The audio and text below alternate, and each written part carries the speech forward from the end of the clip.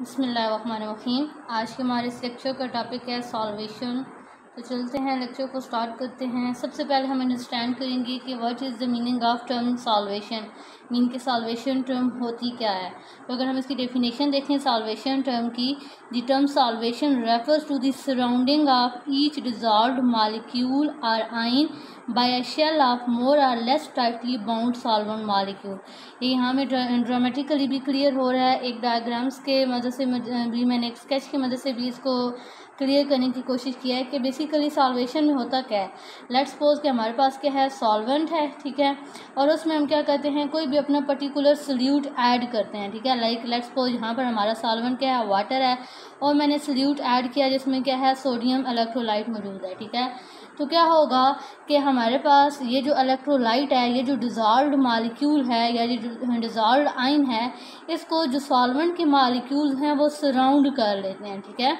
यही चीज़ यहाँ पर लिखी हुई है कि क्या होता है, it refers to the surrounding of each dissolved ion और मॉलिक्यूल की। ये जो हमारे पास पर्टिकुलर आइन है या जो मॉलिक्यूल है, ये सराउंड हो जाता है किससे, बाय द सॉल्वेंट मॉलिक्यूल। अब ये जो हो सकती है सराउंडिंग हो सकती है, यानी ये जो अब इसी को हम कह रहे हैं कि ये जो सराउंडिंग हमारे सॉल्वेंट मॉलिक्यूल्स हैं, इसे हम सॉल्वेंट का एक तरह से शेल कंसिडर कर रहे हैं कि सॉल्वेंट ने सॉल्यूट को सराउंड करके एक शेल सा बना लिया। वो कैसा हो सकता है, वो टाइटली भी बाउंड हो सकता है, लेस टाइटली भी बाउंड हो सकता है, वो तो डिफरेंट फैक्टर्स भी हैं। यानी कि ये सॉल्वेशन जो है ये स्ट्रॉन्ग भी हो सकती है या ये वीक भी हो सकती है। तो जनरली जस्ट हम ये कहते हैं कि surrounding of solvent surrounding of electrolyte और डिजॉल्व्ड मॉलिक्यूल आर आइन बाय सॉल्वेंट शेल। ठीक हो गया। नेक्स्ट होपफुली यहाँ तक डेफिनेशन क्लियर हुई होगी। यहाँ पर एक मैंने फैक्टर भी लिखा हुआ है, एनर्जी का फैक्टर। ये जब हम नेक्स्ट अभी आगे सॉल्वेशन एनर्जी को डिस्कस करते हैं तो उसके अकॉर्डिंगली हमें ये टर्म भी क्लियर हो जाएगी। सबसे पहले हमने सॉल्वेशन एनर्जी सॉल्वेशन को अंडरस्टैंड कर लिया। अब हम जो टर्म डिस्कस करेंगे वो हम डिस्कस करेंगे सॉल्वेशन एनर्जी। ये सॉल्वेशन एनर्जी क्या होती है और उसकी थर्मोडायनामिक्स को भी डिस्कस करेंगे। तो सबसे पहले देखते हैं कि what is solvation energy. The solvent molecules tend to stabilize the dissolved molecule or ion by solvation। कि बेसिकली होता क्या है, देखिए ये हमारे पास एक आयन था, इसको जब सॉल्वेंट मॉलिक्यूल ने सराउंड किया यानी सॉल्वेट किया, तो क्या था इसका बेसिक पर्पस क्या था, स्टेबलाइजेशन। कि इस पॉजिटिव चार्ज को नेगेटिव चार्ज ने, यहाँ पर देखेंगे ये जो मॉलिक्यूल्स हैं ग्रीन से जो मैंने रिप्रेजेंट किए हैं, ये बेसिकली वाटर्स है, वाटर के मॉलिक्यूल्स हैं, ठीक है। वाटर ने खुद को इस तरह से ओरिएंट कर लिया है कि जिसको नेगेटिव पोल है वो क्या कर रहा है, सोडियम पोल की तरफ इसने ओरिएंट कर लिया है। इसका बेसिक पर्पस क्या है, टू स्टेबलाइज द डिजॉल्व्ड आइन आर मॉलिक्यूल, ठीक है। तो इस जब ये सॉल्वेट करता है यानी जो सॉल्वेंट के मॉलिक्यूल्स हैं जब ये सराउंड करते हैं पर्टिकुलर इलेक्ट्रोलाइट को, तो इस प्रोसेस के दौरान क्या होता है, एनर्जी रिलीज होती है। वही जो एनर्जी रिलीज होती है उसे हम क्या कहते हैं, ये हमारी क्या है, सॉल्वेशन एनर्जी है। इसी को हम लोग इक्वेशन से कैसे रिप्रेजेंट कर सकते हैं कि लेट्स सपोज हमारा गैशियस आइन था, यानी यहाँ पर जो सोडियम था, सोडियम आइन ये पहले गैशियस फॉर्म में था, ये अलग अपने यानी कि स्टेट में था। जब मैंने इसका सोल्यूशन फॉर्म में इसको मैं लाती हूँ, यानी कि इसको मैं सॉल्वेंट में डिज़ोल्व करती हूँ, गैशियस आइन लेती हूँ और इसको क्या करते हैं हम लोग सॉल्वेंट में डिज़ोल्व करते हैं, ठीक है। तो एज रिजल्ट हमारे पास कुछ इस तरीके से प्रोसेस हो जाता है, यानी कि सॉल्वेशन हो जाती है। अब देखें, अब ये जो इलेक्ट्रोलाइट है ये क्या हो गया है, सॉल्वेटेड इलेक्ट्रोलाइट हो गया है, यानी हम क्या कह देते हैं कि हमारा क्या हो गया, सॉल्वेटेड आइन हो गया। प्लस यहाँ से क्या होती है, हमारे पास एनर्जी रिलीज होती है इस प्रोसेस के दौरान, जिसे हम कहते हैं कि ये हमारी कौन सी एनर्जी है, सॉल्वेशन एनर्जी है। नेक्स्ट अब यहाँ पर एक और टर्म डिस्कस की गई है, हाइड्रेशन एनर्जी। हाइड्रेशन एनर्जी क्या है कि जब हम क्या करते हैं कि सॉल्वेंट पर्टिकुलरली वाटर ले लेते हैं, प्रेफरेबली हम क्या ले लेते हैं, या पर्टिकुलरली हम क्या देते हैं कि हमने सॉल्वेंट क्या लिया है, वाटर लिया है, तो उस केस में जो हमारी सॉल्वेशन एनर्जी होगी उसे हम क्या कह देंगे, हाइड्रेशन एनर्जी। लाइक यहाँ पर अब अगर हम एग्जाम्पल लें तो एग्जाम्पल में हम क्या देखते हैं कि हमने सॉल्वेंट की जगह क्या ले लिया, वाटर ले लिया, और गैशियस आयन की जगह हमने एक्स से रिप्रेजेंट किया, प्लस नेगेटिव चार्ज रिप्रेजेंट कर रहा है कि ये जो हमारा पर्टिकुलर आयन है ये कैटायनिक भी हो सकता है, ये एनायनिक भी हो सकता है। ये किस स्टेट में है, गैशियस स्टेट में। जब हमने इसको वाटर में डिज़ोल्व किया, वाटर में जब डिज़ोल्व करेंगे तो ये सॉल्वेटेड हो जाएगा, दैट्स वाई, यानी कि इस तरह का प्रोसेस हो जाएगा, सॉल्वेशन हो जाएगी। तो दैट्स वाई अब x plus negative it's mean depend करता है कि कैटायनिक भी हो सकता है, एनायनिक भी हो सकता है, दोनों पॉसिबिलिटीज़ हैं। लेकिन अब देखिए स्टेट चेंज हो चुकी है, गैशियस से ये किस फॉर्म में, यहाँ पर क्या लिखा हुआ है, इक्वस फॉर्म लिखी हुई है, यानी अब ये क्या हो गया है, सॉल्वेटेड आयन हो गया है। और अब जो अमाउंट ऑफ एनर्जी रिलीज होगी, क्योंकि अब हमने पर्टिकुलर जो सॉल्वेंट ले रहे हैं, यहाँ पर हम कह रहे हैं स्पेसिफिकली हमने वाटर लिया है, तो हम यहाँ से जो एनर्जी भी रिलीज़ होगी उसे क्या कह देते हैं कि यहाँ से एनर्जी जो रिलीज़ हो रही है ये हाइड्रेशन एनर्जी रिलीज़ हो रही है। नेक्स्ट यहाँ पर एक कॉमन कंसेप्ट या एक इम्पोर्टेंट फैक्टर एक और देख लेते हैं कि हमारे पास एक क्या होता है कि जब हम किसी भी आयनिक सॉलिड को डिज़ोल्व करते हैं, यानी कि उसको सॉल्युबलाइज करने की कोशिश करते हैं, तो उसका क्राइटेरिया क्या होना चाहिए, जो लैटिस एनर्जी होती है उस पर्टिकुलर इलेक्ट्रोलाइट की वो लेस होनी चाहिए देन सॉल्वेशन एनर्जी। यानी कि देखें हमने क्या लिया, लेट्स सपोज कि मेरे पास यहाँ पर कोई भी सॉल्वेंट प्रेजेंट है और इसमें मैं या चले स्पेसिफिकली वाटर कर लेते हैं, और इसमें जो मैं सोल्यूट ऐड कर रही हूँ वो मैं ऐड कर रही हूँ सोडियम क्लोराइड। तो सोडियम क्लोराइड देखें क्या होगा, क्रिस्टल लैटिस की फॉर्म में होगा, क्रिस्टल की फॉर्म में प्रेजेंट होगा, और यानी कि यहाँ से ये जो सोडियम एंड क्लोराइड हैं ये क्या होंगे, इनका प्रॉपर एक बॉन्ड ऑर्डर होगा, इनकी प्रॉपर ओरिएंटेशन होगी, ठीक हो गया। और क्या होगा, यानी कि प्रॉपरली ओरिएंटेड है। अब अगर मैं चाहती हूँ कि ये जब मैं इस इलेक्ट्रोलाइट को डिज़ोल्व करूँ सॉल्वेंट के अंदर तो ये सॉल्वेट हो जाए, तो तब ही पॉसिबल है जब ये बॉन्ड ब्रेक होगा, और इस बॉन्ड को ब्रेक करने के लिए जो अमाउंट ऑफ एनर्जी रिक्वायर्ड होगी वो क्या होगी, हमारी लैटिस एनर्जी, जिसे हम U से भी रिप्रेजेंट करते हैं। यानी कि अब अगर मैं चाहती हूँ कि क्या हो, जब भी मैं इस पर्टिकुलर इलेक्ट्रोलाइट को सोडियम क्लोराइड को वाटर के अंदर डिज़ोल्व करूँ, वाटर के मार के कुछ इस तरीके से इसकी हो जाए, डिसोलेशन हो जाए, या जो इस तरीके से डिज़ोल्व हो जाए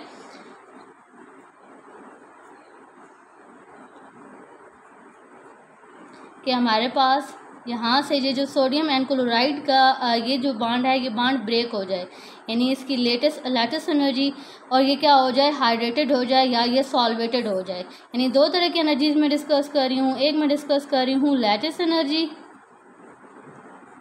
और दूसरा मैं डिस्कस कर रही हूँ सॉल्वेशन एनर्जी। तो ये फिनोमेना तभी पॉसिबल हो सकेगा जब हमारे पास क्या होगा, जो सॉल्वेशन एनर्जी होगी ये यहाँ ग्रेटर देन हो या इक्वल टू होगी लैटिस एनर्जी, तभी हमारे पास क्या हो सकेगी, सॉल्वेशन पॉसिबल हो सकेगी। यानी इतनी अमाउंट ऑफ एनर्जी होगी कि ये बॉन्ड ब्रेक हो सके। अगर जो हमारी जो सॉल्वेशन एनर्जी है ये लेस देन हो लैटिस एनर्जी, तो फिर हमारे पास सॉल्वेशन का फिनोमेना नहीं होगा। ठीक हो गया, होपफुली यहाँ तक क्लियर हुआ होगा। नेक्स्ट अब चलते हैं, इसको थोड़ी सी थर्मोडायनामिक्स को भी डिस्कस कर लेते हैं। थर्मोडायनामिक पॉइंट ऑफ व्यू से भी सॉल्वेशन प्रोसेस को थोड़ा सा एक्सप्लेन करने की कोशिश करते हैं। तो इसमें देखें क्या कह रहा है कि the solvation process will be thermodynamically favoured. Thermodynamically ये प्रोसेस कब फेवर्ड होता है, जब हमारे पास क्या होता है, Gibbs free energy of the system decrease. इसको इन शॉर्ट अगर हम देखें तो हम कहते हैं कि हमारे पास क्या होता है, गिब्स फ्री एनर्जी जब भी किसी सिस्टम की नेगेटिव होती है तो वो प्रोसेस क्या होता है, स्पॉन्टेनियस होता है। इट्स मीन वो प्रोसेस इटसेल्फ, कोई भी प्रोसेस इटसेल्फ तब प्रोसीड हो सकता है जब उसकी गिब्स फ्री एनर्जी की वैल्यू नेगेटिव आ रही हो। नेगेटिव इट्स मीन कि Gibbs free energy of the system क्या हो रही हो, डिक्रीज हो रही हो। इसी को एक और टर्म हम कैसे एक्सप्लेन कर सकते हैं, this mean that the change in the, किस में चेंज, एंथैल्पी माइनस एंट्रोपी। देखें गिब्स फ्री एनर्जी का अगर हम फार्मूला देखें तो ये क्या होता है, एंथैल्पी माइनस एंट्रोपी। ठीक है, तो इसी को यहाँ पर एक्सप्लेन किया गया है कि this mean that change in enthalpy minus change in entropy is negative, कि ये जो हमारा चेंज है ये चेंज क्या होना चाहिए, नेगेटिव। जब ये चेंज नेगेटिव होगा तो प्रोसेस स्पॉन्टेनियस होगा। इट्स मीन तब क्या होगी, सॉल्वेशन प्रोसेस जो होगा वो इटसेल्फ प्रोसीड होगा। ठीक हो गया। नेक्स्ट यहाँ पर इसकी देख लेते हैं एंथैल्पी ऑफ सॉल्वेशन। तो सबसे पहले तो देखते हैं कि एंथैल्पी चेंज होता क्या है।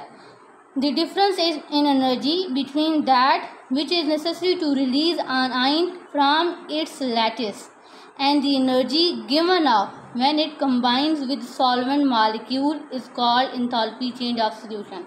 तो सबसे पहले तो इस टर्म को अंडरस्टैंड करते हैं कि हमारे पास डेल्टा एच या एंथैल्पी चेंज होता क्या है। तो देखें सॉल्वेशन में बेसिकली हमारे पास दो प्रोसेस हो रहे हैं। दो प्रोसेस कैसे कि हमारा सल्यूट जो है वो किस फॉर्म में प्रेजेंट है, क्रिस्टल लैटिस में प्रेजेंट है। पहला काम हमने क्या करना है, जो हमारा पर्टिकुलर इलेक्ट्रोलाइट है या जो सोल्यूट है उसको उसके क्रिस्टल लैटिस से फ्री करना है, यानी उसका बांड ब्रेक करना है। तो इस बांड को ब्रेक करने के लिए मुझे क्या रिक्वायर्ड होगी, एनर्जी रिक्वायर्ड होगी। ठीक हो गया इस फर्स्ट प्रोसेस के लिए।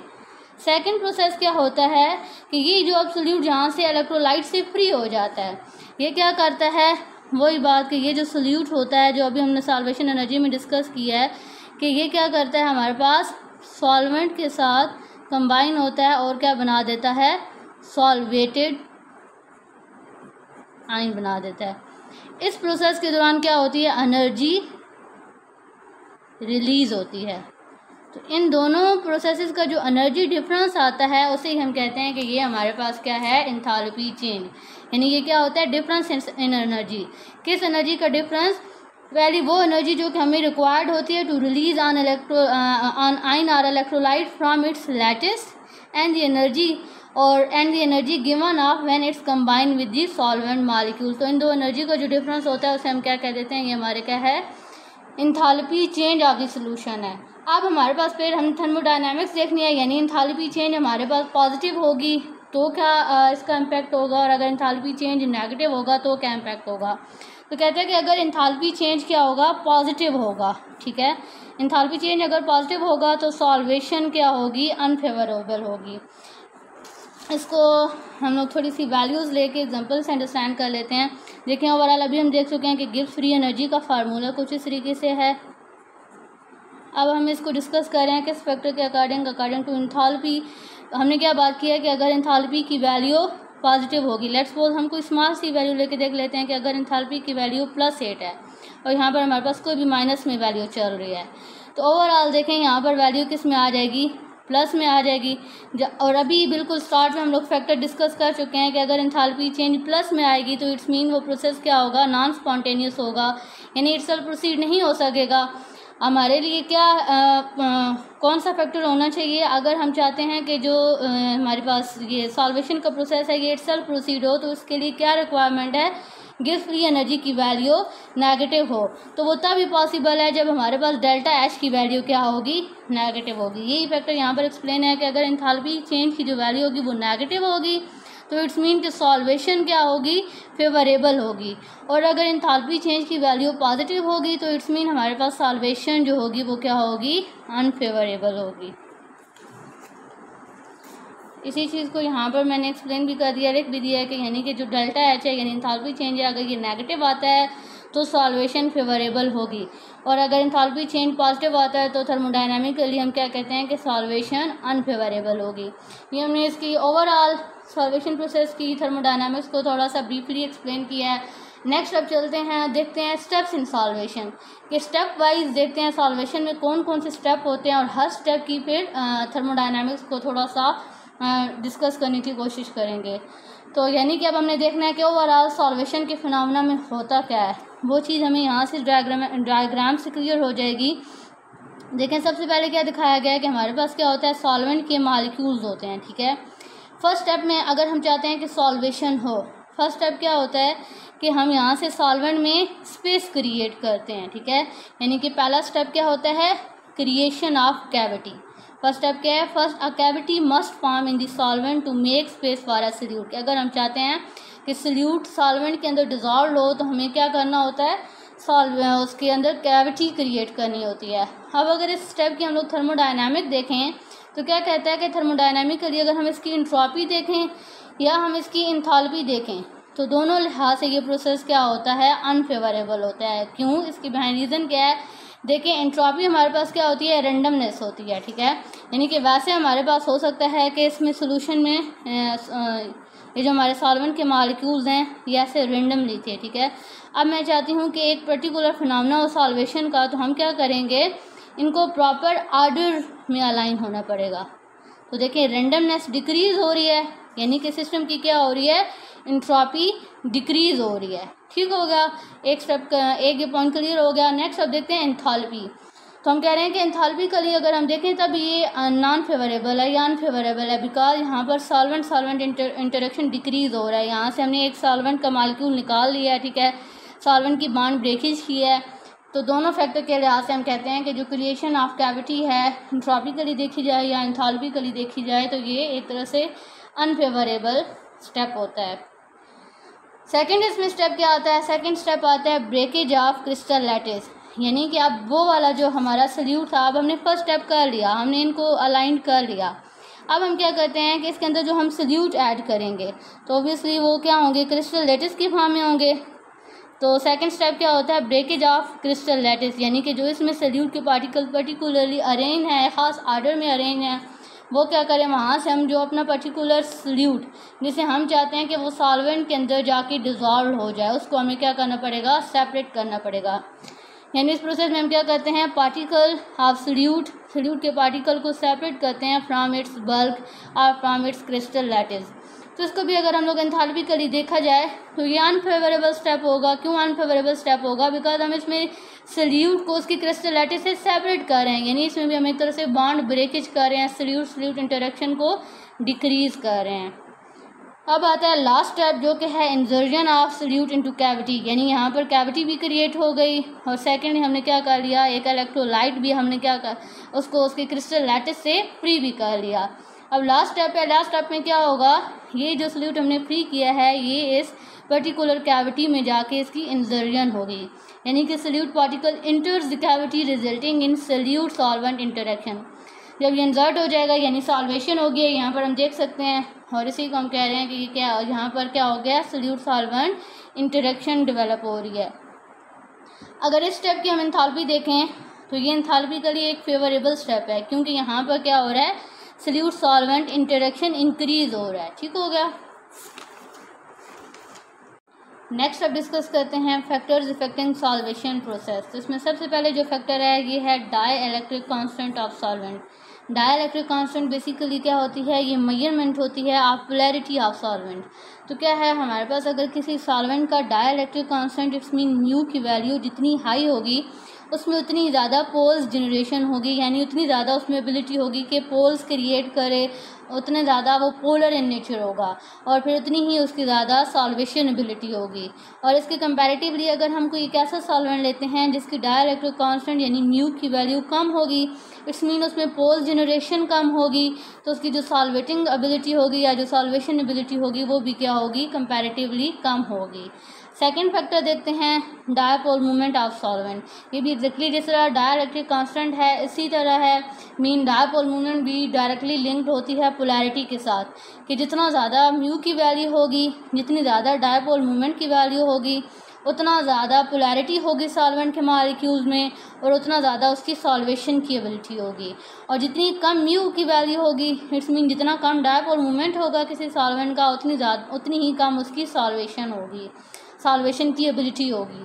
अब देखते हैं कि हमारे पास जो म्यू की वैल्यू है ये बेसिकली अगर हम इसको सॉल्वेंट के स्ट्रक्चर से लिंक करें तो हम कहते हैं कि अगर कोई सॉल्वेंट है उसमें जितना ज़्यादा अनसिमेट्री है, यानी कि अनसिमेट्रिकल सॉल्वेंट हो और साथ क्या हो, इलेक्ट्रोनेगेटिविटी डिफरेंसेस जो हो वो हाई हो, यानी जो एक पर्टिकुलर हमारा सॉल्वेंट है उसके एटम्स के बिटवीन इलेक्ट्रोनेगेटिविटी डिफरेंस हाई हो, नंबर वन।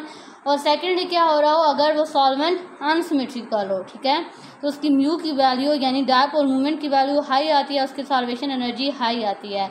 और इसको अगर हम कंपेयर करें किसी सिमेट्रिकल सॉल्वेंट के साथ, सिमेट्रिकल सॉल्वेंट में क्या होता है, डायपोल मूवमेंट कम होता है और फिर उसकी सॉल्वेशन एबिलिटी भी कम होती है।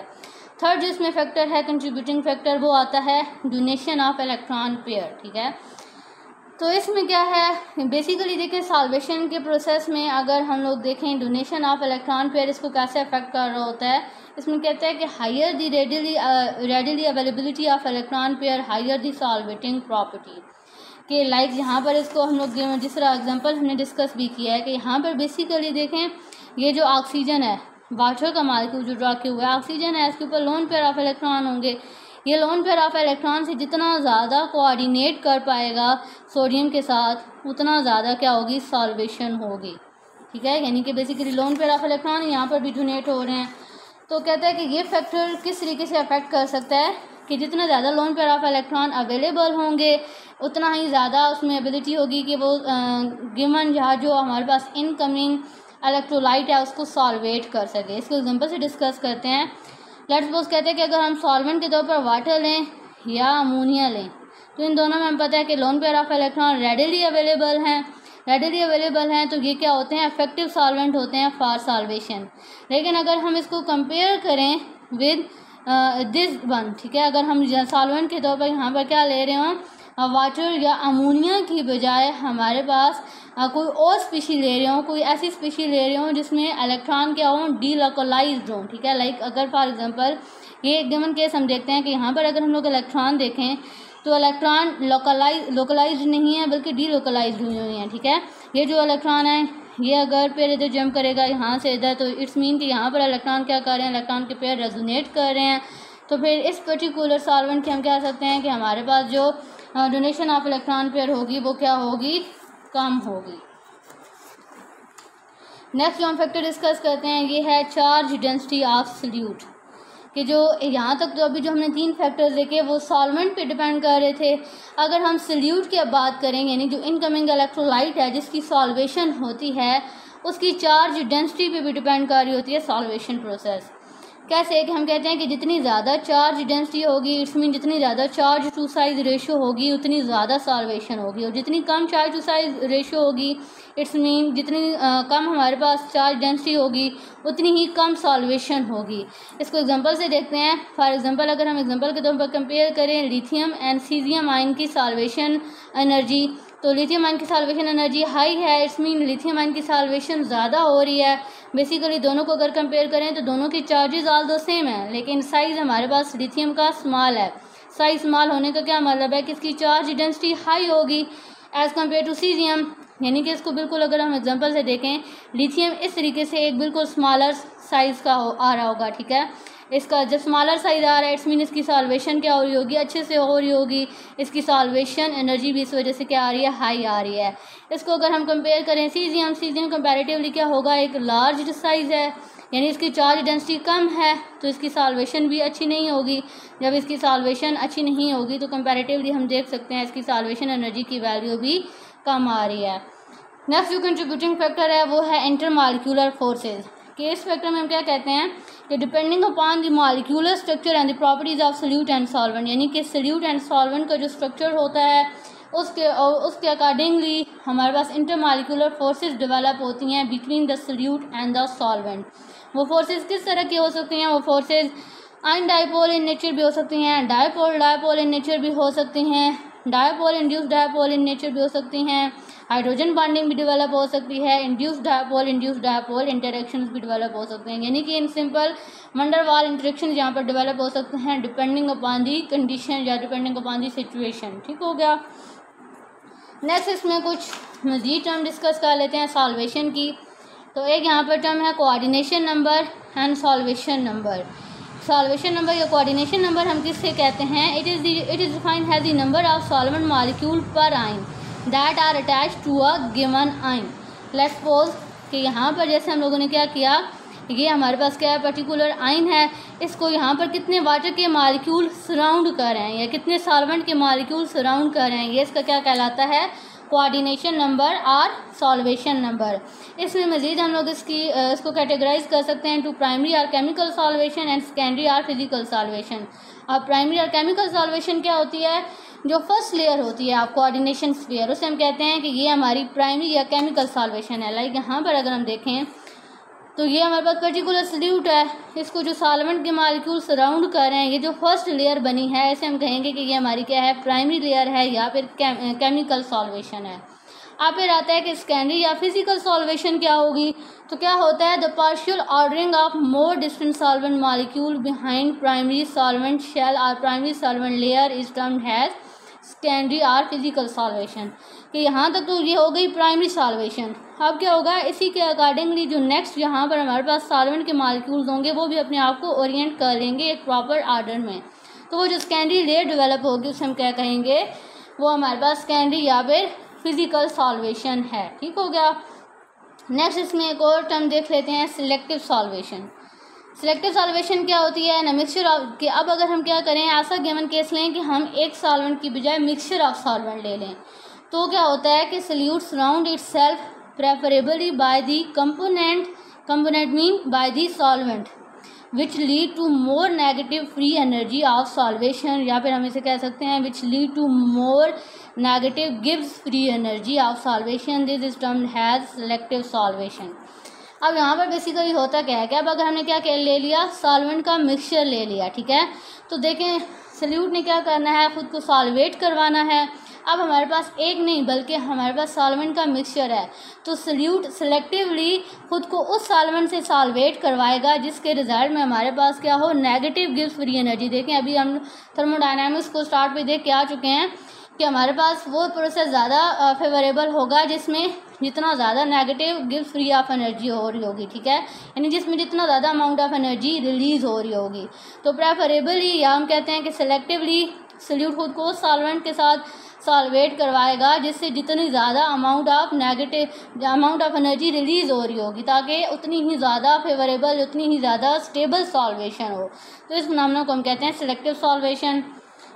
सिलेक्टिव सॉल्वेशन को भी मज़ीद हम दो तरह से कैटेगराइज कर सकते हैं, एक होती है हमारे पास होमो सिलेक्टिव सॉल्वेशन और दूसरी होती है हेट्रो सिलेक्टिव सॉल्वेशन।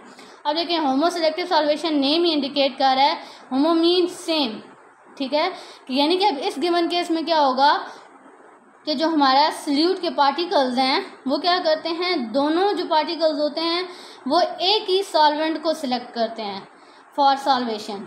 इसमें क्या होता है, when a mixture of two solvent in a mixture of two solvent both ion of a binary salt are solvated by the same solvent, यानी कि बाइनरी साल्ट के जो दोनों पार्टिकल्स हैं, जिसका कैटाइनिक पार्ट भी है जो अनाइनिक पार्ट भी है, वो एक ही सॉल्वेंट को प्रेफर करते हैं फॉर सॉल्वेशन। तो इस टाइप की सॉल्वेशन को हम कहते हैं होमो सिलेक्टिव सॉल्वेशन। अब ये चीज़ हमें एग्जांपल से क्लियर होगी कि लेट्स सपोज हम क्या करते हैं, हमने यहाँ पर बाइनरी साल्ट क्या लिया, कैल्शियम क्लोराइड, ठीक है, इसको मिक्सचर ऑफ सॉल्वेंट में डाला। सॉल्वेंट का मिक्सचर क्या, कौन सा सॉल्वेंट है यहाँ पर, वाटर एंड मिथेनॉल।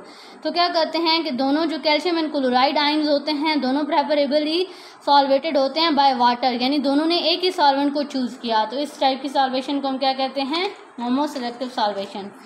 अब इसके कंपैरेटिवली टर्म आ जाती है हेट्रो सिलेक्टिव सॉल्वेशन, ठीक है। हेट्रो अब देखें बिल्कुल उसके अपोजिट आ जाएगा कि अब क्या होगा कि दोनों सल्यूट के जो पार्टिकल्स हैं वो डिफरेंट सॉल्वेंट से सॉल्वेशन करवाएंगे, या they are solvated by different solvents.